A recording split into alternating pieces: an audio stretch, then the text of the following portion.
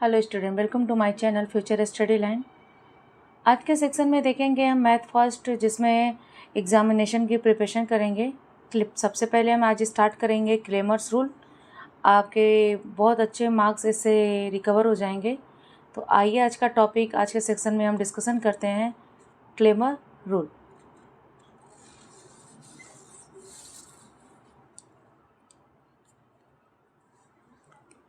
Claimer rule में क्या है? आपका सिस्टम ऑफ लीनियर इक्वेशन क्या होता है? मतलब लीनियर इक्वेशन का सिस्टम है जो हमें दिया जाएगा और उससे क्लेमर रूल से हमें उसके इक्वेशंस के वेरिएबल की वैल्यू को फाइंड करना है। तो इफ़ द कहा जाएगा कि जो भी if the constant term are zero the equation are called homogeneous equation. आपके जो लीनियर इक्वेशन के सिस्टम है टू टाइप्स के हैं। एक आपका है होमोजीनियस इक्वेशन, एक आपका है नॉन होमोजीनियस इक्वेशन। जिस इक्वेशंस के कांस्टेंट टर्म, यानी जो ये इक्वेशंस के हैं कांस्टेंट टर्म ज़ीरो हो गए, उसे हम होमोजीनियस इक्वेशन बोलते हैं। और जिसके कांस्टेंट टर्म दिए गए हों या कोई भी एक ज़ीरो दिया हो, बाकी कोई भी कांस्टेंट नंबर दिया गया हो, तो उसे हम क्या कहेंगे? Non homogeneous equation. तो टू टाइप्स के हमारे सिस्टम ऑफ लीनियर इक्वेशंस हैं, होमोजीनियस और नॉन होमोजीनियस। क्लेमर रूल में कभी आपको नॉन होमोजीनियस आ जाएगा जिससे हमें एक्स वाई जेड की वैल्यू को फाइंड करना है, या नॉन होमोजीनियस में से भी क्लेमर रूल को फॉलो करके एक्स वाई जेड की वैल्यू को क्या करना, हमें फाइंड करना है। इन दोनों की वैल्यू को फाइंड करने के लिए कभी कभी हमें क्वेश्चन में पूछा जाता है कंसिस्टेंट और inconsistent system of the equation, यानी जो हमारा इक्वेशन ऑफ द सिस्टम है वो कंसिस्टेंट है या इनकंसिस्टेंट है, ये दोनों हमें बताना होता है। हिंदी में इसे बोलते हैं संगत और इसे बोलते हैं असंगत। ये होता क्या है? ये हमारे वैल्यूज़ को बताता है कि एक्स वाई जेड की वैल्यू किन किन पैटर्न पे आ सकती है, उस हिसाब से ये कंसिस्टेंट होगी और ये इनकंसिस्टेंट होगी। तो कोई भी एक्स वाई जेड की वैल्यू हमारी तीन टाइप से आएगी। एक तो unique equations solution. Unique solution क्या होता है कि एक्स वाई जेड के सिर्फ एक वैल्यू होंगे। इनफाइनाइट मैनी सोल्यूशन मतलब एक्स वाई और जेड के बहुत सारे वैल्यूज़ दिखाई देंगे आपको। और तीसरा हमारा नो सोल्यूशन। तो ये तीन टाइप के सोल्यूशन हमें किसी भी सिस्टम को सॉल्व करने पर एक्स वाई जेड की वैल्यू फाइंड होती है। तो या तो यूनिक मिलते हैं, या तो इनफाइनाइट मिलते हैं, या तो नो सोल्यूशन मिलते हैं। तो इन वैल्यूज़ जो हमारे सोल्यूशन मिलते हैं, इनके नाम क्या दिए गए हैं? अगर वो यूनिक सोल्यूशन है या इनफाइनाइट, दोनों में से कोई भी हो, तो उसे हम कहते हैं कंसिस्टेंट। अगर नो सोल्यूशन है तो उसे बोलते हैं इनकंसिस्टेंट। मतलब अगर एक्स वाई जेड की वैल्यू का कोई सोल्यूशन नहीं है, कोई वैल्यू नहीं आ रही है, तो उसे इनकंसिस्टेंट बोलेंगे। और जब एक्स वाई जेड की वैल्यू यूनिक सोल्यूशन या इनफाइनाइट है, मतलब उसके कोई ना कोई वैल्यू दी गई है, तो उसे हम क्या बोलेंगे? कंसिस्टेंट। नेक्स्ट आपका है, ये कंडीशन जो फॉलो होती है कंसिस्टेंट इनकंसिस्टेंट की, ये नॉन होमोजीनियस इक्वेशन में फॉलो होगी। होमोजीनियस में नहीं फॉलो होके ये सिर्फ किस में होगी? नॉन होमोजीनियस इक्वेशन में, जिसमें हमारा कोई कांस्टेंट टर्म दिया गया हो। अगर यहीं पे हमें होमोजीनियस की बात करें तो होमोजीनियस में किन रूल को फॉलो करता है? ये ट्राइवियल और नॉन ट्राइवियल सोल्यूशन को फॉलो करता है। वहाँ पर ये कंसिस्टेंट और इनकंसिस्टेंट फॉलो नहीं करके उनका नाम दे दिया गया है ट्राइवियल और नॉन ट्राइवियल सोल्यूशन। ये किन केस में होता है? जब हमारा जो सिस्टम दिया गया हो वो होमोजीनियस इक्वेशन में हो।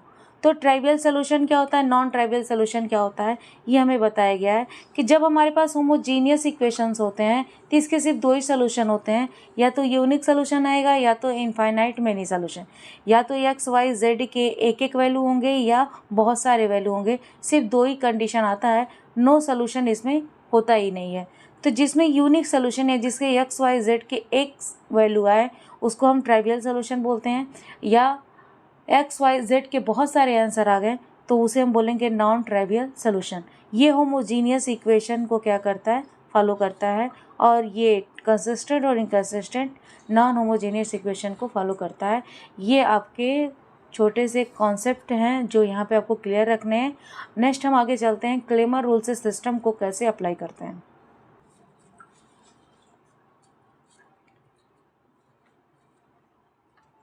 ये हमारा solution of linear equation by claimer rule.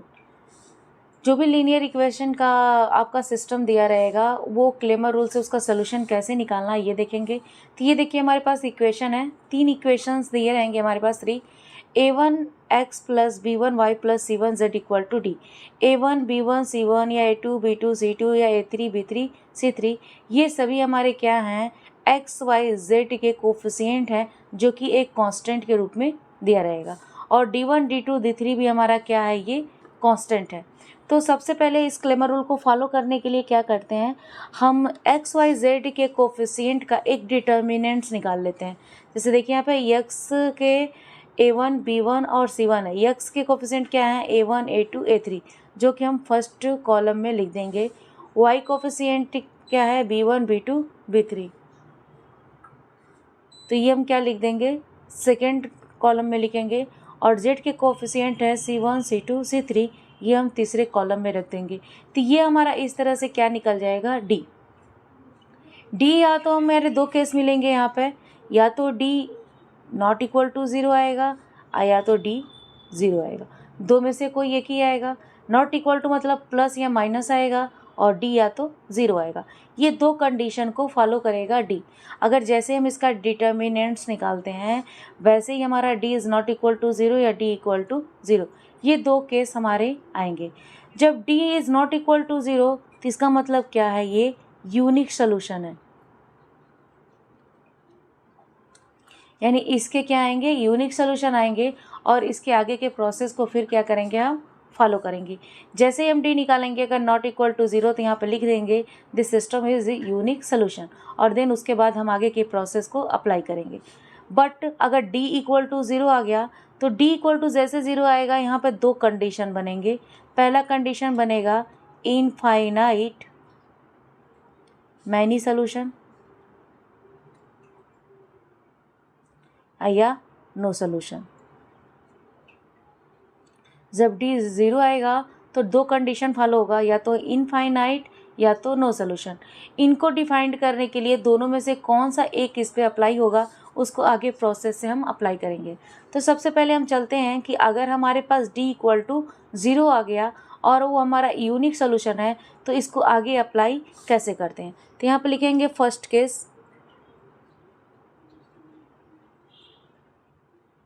First case हमारा क्या है कि जब इस d is not equal to 0 तो यहाँ पे लिखेंगे सिस्टम इज़ यूनिक सोल्यूशन।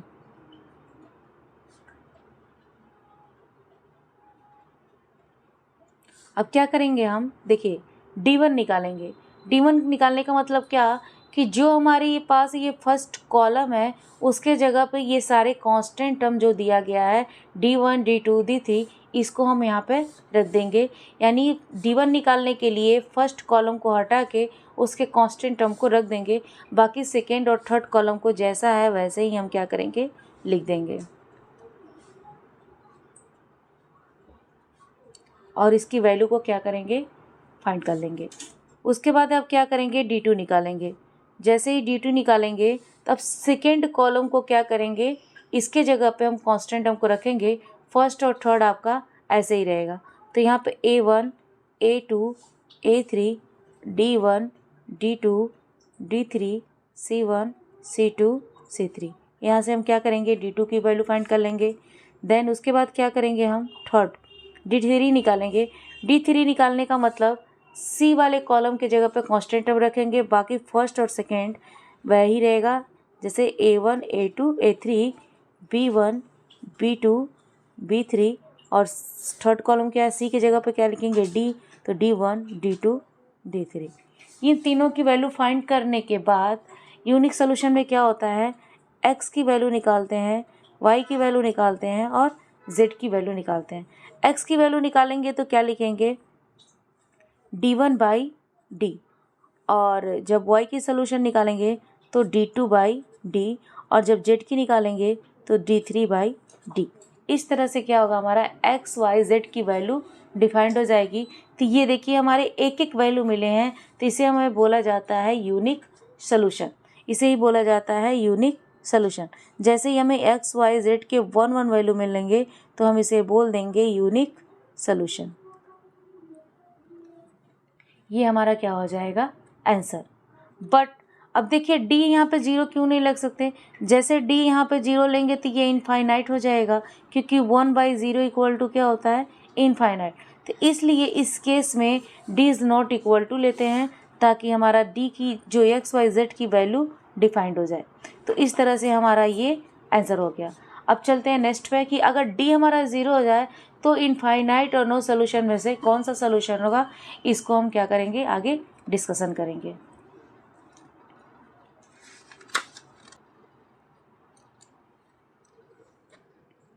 जैसे हमारा d इक्वल टू 0 हो गया तो हमारे पास दो केस मिल गए। आपको पता है क्या है, इनफाइनाइट मैनी सोल्यूशन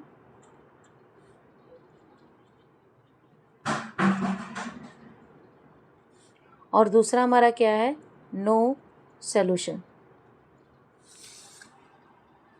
तो d हमारे 0 होने पर इनफाइनाइट मैनी सोल्यूशन और नो सोल्यूशन में से कौन सा होगा। तो यहाँ पे सबसे पहले लिखेंगे कि इट इज़, मतलब सिस्टम जो हमारा है या तो इनफाइनाइट सोल्यूशन या नो सोल्यूशन। दोनों केस की इमेजिंग है कि मतलब दोनों में से कोई एक ही होगा, और हमें सिर्फ d is not equal to 0 मिला है, तो यहाँ पे हम दोनों दिखाएंगे, या तो हमारा इनफाइनाइट मैनी सोल्यूशन होगा या तो नो सोल्यूशन होगा। इसके लिए हमें क्या करना होगा, d1 निकालना होगा। तो d1 मैंने बता दिया कैसे निकाला जाता है कि फर्स्ट कॉलम की जगह हम कांस्टेंट टर्म को रखते हैं। आपका एक ही फार्मूला है जो आपको यूज़ करना है, जो इसके पहले मैंने बता दिया हुआ है। ये इस तरह से हम क्या करेंगे, इसकी वैल्यू को फाइंड कर लेंगे। अगर ये वैल्यू 0 आ गई तो यहाँ से भी दो केस बनेगा। यहाँ से केस क्या बनेगा कि d1 या तो नॉट इक्वल टू 0 आएगा या तो d1 0 आएगा। d1 अगर नॉट इक्वल टू 0 आ जाएगा तो यहाँ लिखेंगे नो सोल्यूशन, और d इक्वल टू 0 आएगा तो हम क्या करेंगे d2 निकालेंगे। यहाँ पे देखिए क्या कहना चाह रहे हैं हम कि जैसे ही d1 is not equal to 0 आ गया, यानी इसका कोई सोल्यूशन है ही नहीं, और 0 आ गया तो इसका मतलब इसको आगे जाने के लिए रास्ता बता रहा है कि इसके आगे आप जाइए और d2 निकालिए। तो इसके बाद अगर 0 आ गया तो हम क्या करेंगे d2 निकालेंगे। तो d2 निकालेंगे तो क्या करेंगे, b वाले रो के जगह पे कांस्टेंट टर्म को रख देंगे,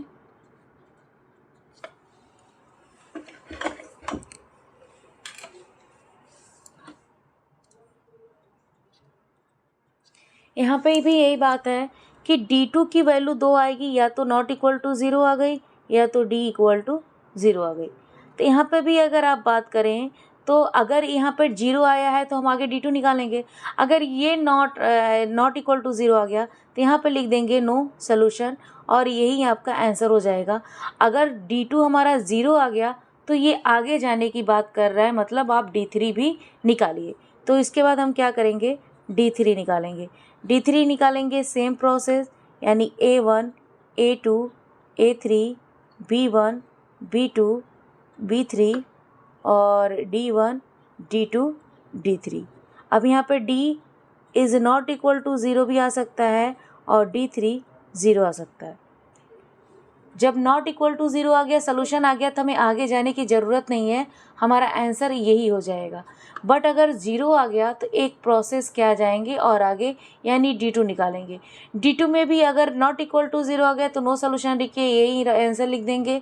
अगर 0 आ जाता है तो नेक्स्ट आगे जाएंगे किस पे, d3 पे। d3 पे अगर नॉट इक्वल टू 0 आ गया तो यहाँ पे क्या लिखेंगे नो सोल्यूशन, और यही हमारा आंसर हो जाएगा। अगर नहीं आता है 0 आता है तो फिर यहाँ पे हम 0 निकालेंगे, और इसके हम आगे क्या लिखेंगे कि d equal to d1 equal to d2 equal to और d3 इक्वल टू 0, क्योंकि ये भी 0 है, d1 भी 0 हो गया, d2 भी 0 हो गया और d3 भी हमारा क्या हो गया 0 हो गया।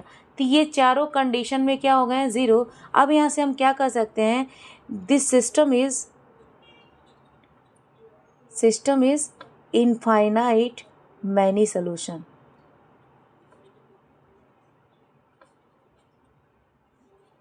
ये हमारा क्या होगा आंसर।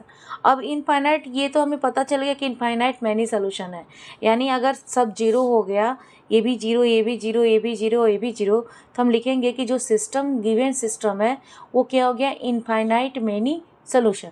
देन उसके बाद क्या करेंगे, किसी भी वेरिएबल को के मान लेंगे। हम मान लेते हैं कि z इक्वल टू के, और इस के की वैल्यू को इक्वेशंस में रखेंगे, x के फॉर्म में, y के फॉर्म में लाएंगे, और देन उसके बाद क्या करेंगे, आगे की प्रोसेस करेंगे। एज एग्जांपल के द्वारा हम आपको समझा रहे हैं। ये प्रोसेस आई होप कि आपको समझ में आ गया होगा। आप अच्छे से इसको रिपीट कर लीजिए ताकि हम सवाल पे जब चलें तो आपको ईजिली समझ में आ जाए। तो चलिए आइए एग्जाम्पल पे चलते हैं हम।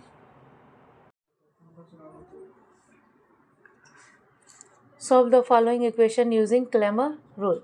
आपका देखिए क्वेश्चन क्या है कि x plus 2y plus 3x equal to 1, 2x plus y minus z equal to 2, 3x plus 4y plus z equal to 6। ये हमारा है। इसी क्लेमर रूल से हमें क्या करना है, x y z की वैल्यू को फाइंड करना है। ये देखिए हमारा कोफिशिएंट ज़ीरो नहीं है, इसके कोफिशिएंट के कुछ कांस्टेंट नंबर है, यानी ये हमारा क्या है, नॉन होमोजीनियस इक्वेशन।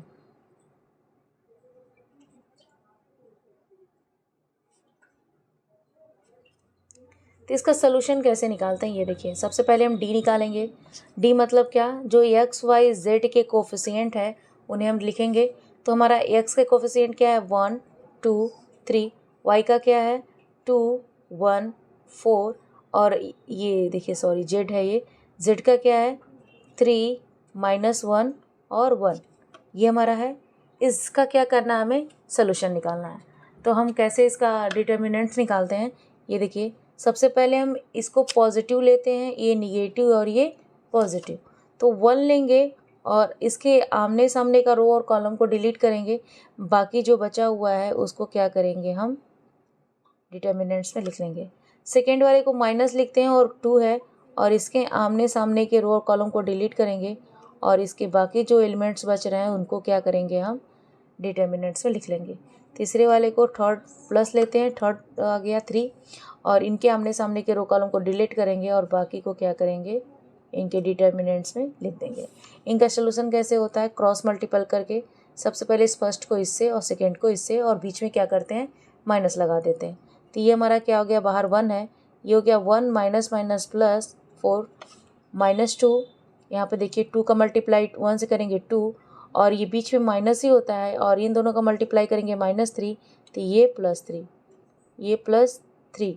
अब 2 का मल्टीप्लाई 4 से 8 माइनस, और 1 का मल्टीप्लाई 3 से, तो ये हो गया 3। कैलकुलेट कर लें तो ये हो गया 5 minus 5 into 2 10 plus 5 minus 3 8 minus 3 5, और 3 से मल्टीप्लाई करेंगे तो 15, यानी हो गया 20 माइनस 10 इक्वल टू 10। यानी हमारा डी जो हो गया इज़ नॉट इक्वल टू 0 आ गया। क्यों, क्योंकि यहाँ पर डी इक्वल टू क्या आया है 10, तो d is not equal to 0। यानी यहाँ पे क्या लिखेंगे, आपका जो दिया गया सिस्टम है, सिस्टम हैज़ यूनिक सोल्यूशन।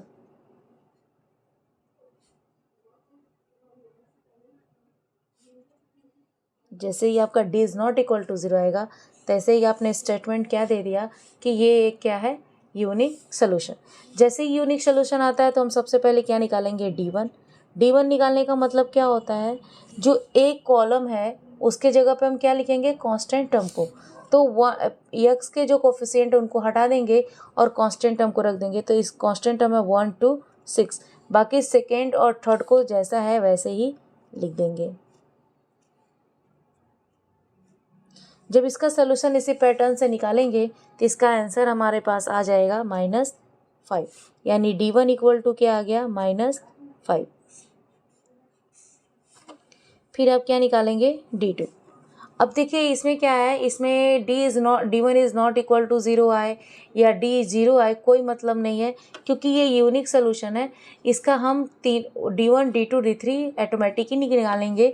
इसमें 0 आए ना आए कोई फ़र्क नहीं पड़ता, इनमें हमें तीनों के सोल्यूशन पहले ही निकालने पड़ेंगे।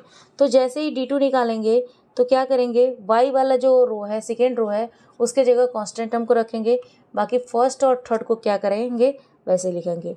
तो 1 2 3, तो 1 2 6, 3 माइनस 1 1। इसका आंसर जो सॉल्व करने पे आएगा वो आएगा आपका 21, यानी यहाँ पर D2 निकल के आ गया 21। फिर अब क्या करेंगे, D3 निकालेंगे।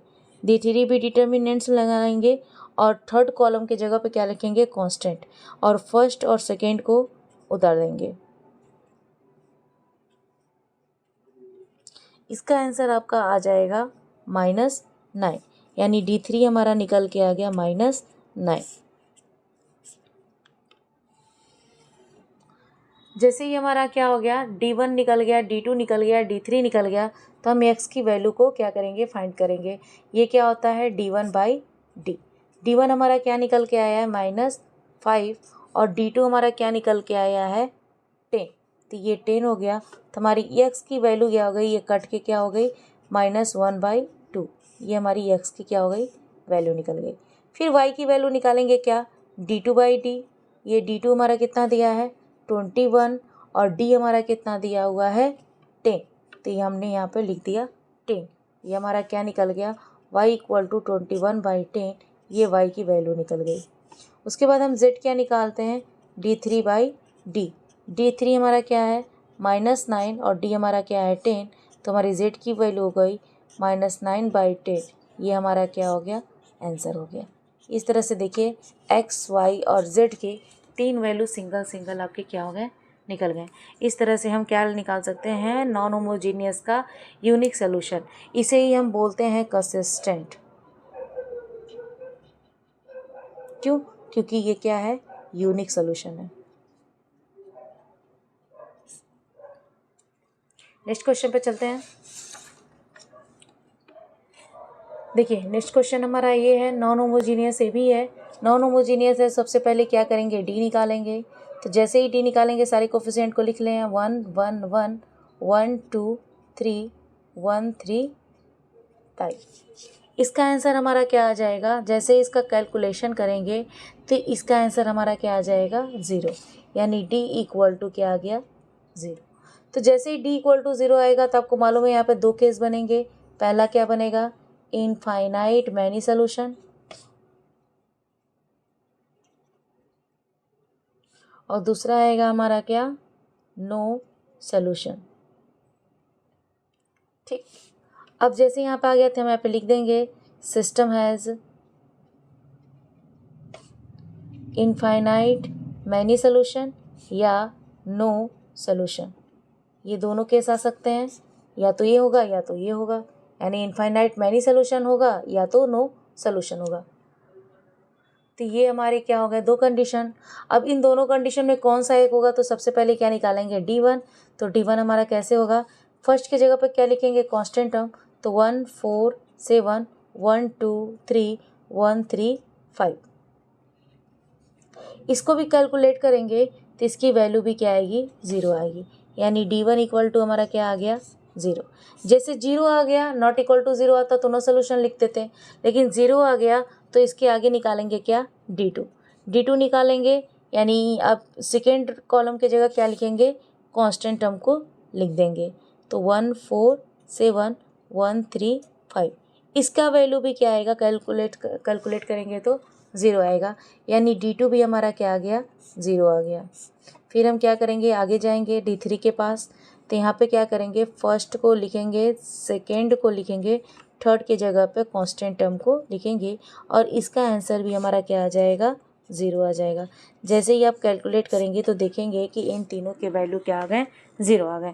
तो यहाँ से हमें क्या मिल गया कि D1 equal to D1 equal to D2 equal to D3 equal to 0।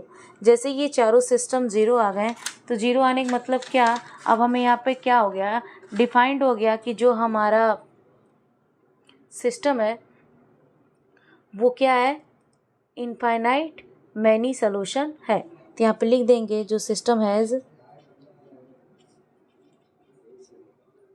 Infinite many solution, ये हो गया। यहाँ से हम क्या करेंगे, z इक्वल टू हम k मान लेते हैं, let z equal to k। जो k की वैल्यू क्या है, 1 2 3, आप कुछ भी मान सकते हैं, कोई भी नंबर इनफाइनाइट तक। जेड इक्वल टू के मानेंगे और इनकी वैल्यू को क्या करेंगे आप, जैसे ही हम जेड इक्वल टू के मानेंगे तो हम क्या करेंगे, जो हमारे पास इक्वेशंस हैं इसमें से किसी दो इक्वेशन को लेंगे और जेड की जगह पर क्या लिख देंगे, के। तो मान लीजिए हमने फर्स्ट इक्वेशन को उठाया तो x plus y plus k equal to 1, तो यहाँ पे हो जाएगा x plus y equal to 1 minus k. इसे हम इक्वेशन नंबर 1 दे देते हैं।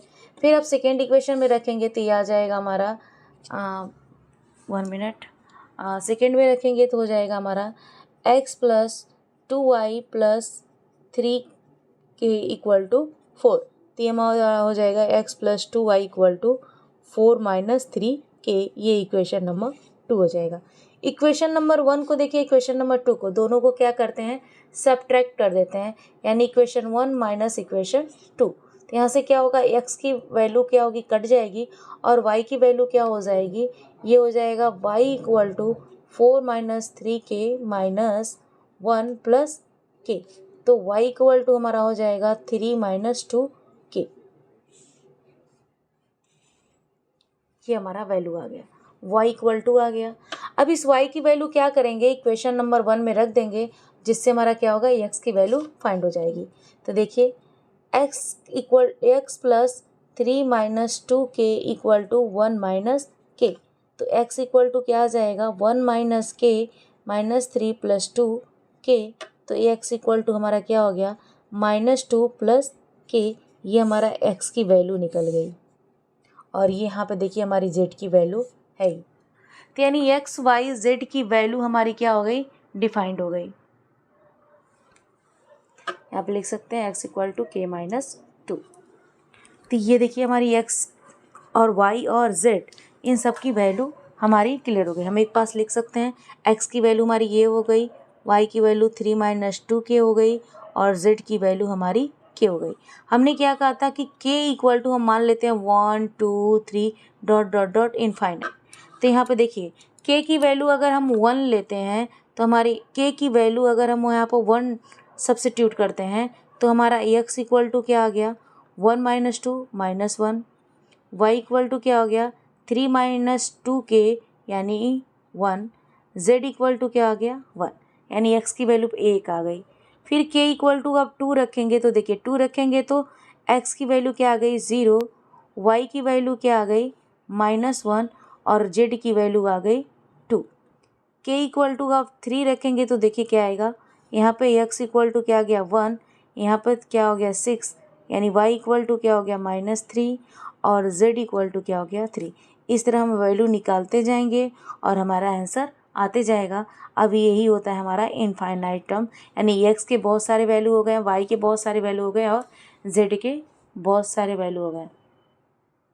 तो ये देखिए हमारा इस तरह से हो गया many solution of the equation, मतलब सिस्टम का ये क्या है, मैनी सोल्यूशन है।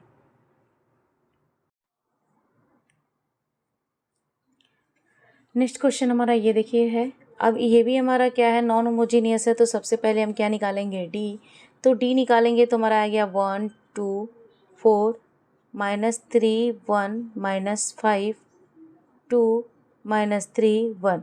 ये हमारा क्या हो गया, डिटर्मिनेंट्स। इसकी वैल्यू को फाइंड करते हैं, तो इसकी वैल्यू हमारी कैसे फाइंड होती है, तो देखिए हमारा ये हो गया 1 ले लिए, और ये हो गया 1 -15 प्लस 3, और यहाँ पे आ गया आपका 2 + 12 और +2, ये हो गया -10 और -4। कैलकुलेट कर लें तो ये हो जाएगा -14 और +14 × 3।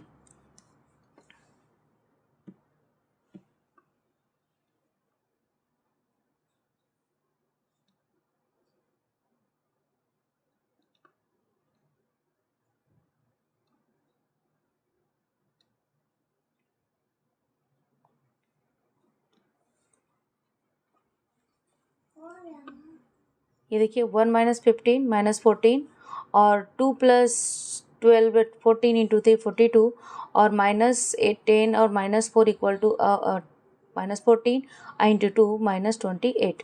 अब इसे कैलकुलेट करेंगे तो ये देखिए ये 42 और -28 और -14 तो ये हमारा क्या हो जाएगा 42 माइनस 42 इक्वल टू 0, यानी डी हमारा यहाँ पे क्या आ गया 0 आ गया। जैसे ही हमारा डी 0 आया तो हम लिखेंगे सिस्टम हैज़ क्या है इनफाइनाइट मैनी सोल्यूशन या नो सोल्यूशन, ये हमें मिल गया। इसको आगे देखने के लिए कि ये होगा या तो नो सोल्यूशन होगा या तो इनफाइनाइट मैनी सोल्यूशन होगा, तो हम क्या निकालेंगे D1 जैसे निकालेंगे तो हम क्या करेंगे फर्स्ट जो कॉलम है उसके जगह पे कांस्टेंट रखेंगे, तो 4 माइनस 2 5 माइनस 3 1 माइनस 5 2 माइनस 3 और 1, इसे कैलकुलेट करते हैं तो हो जाएगा 4 1 माइनस 15 और प्लस 3 हो जाएगा minus 2 minus 15 minus minus plus 15 plus 2 और ये हमारा हो जाएगा 10 माइनस 5, कैलकुलेट कर लेते हैं तो ये देखिए क्या हो जाएगा आपका 14 56 हो जाएगा और यहाँ पे हो गया 13 इंटू 3 यानी प्लस 39 और 10 माइनस 5 प्लस 10, तो ये हमारा क्या आ गया। अब आप यहाँ पे देखिए माइनस 56 प्लस 49 यानी हमारा यहाँ पे आ गया -7 आंसर, यानी D1 जो आ गया इज़ नॉट इक्वल टू 0, यानी D 0 आने के बाद D1 इज़ नॉट 0 आ गया, यानी सिस्टम हैज़ नो सोल्यूशन। और यही हमारा क्या हो गया आंसर। तो नो सोल्यूशन के लिए इस तरह से हम क्या करते हैं सवाल को फॉलो करते हैं। जैसे ही हमें मिल गया कि D is not equal to 0, वैसे ही हमारा इसमें कोई सिस्टम नहीं है। इस तरह से आप क्लेमर रूल के सारे प्रोसेस को बता दिए और कुछ क्वेश्चंस को हम आगे नेक्स्ट वीडियो में डिस्कशन करेंगे। तब तक के लिए बाय बाय।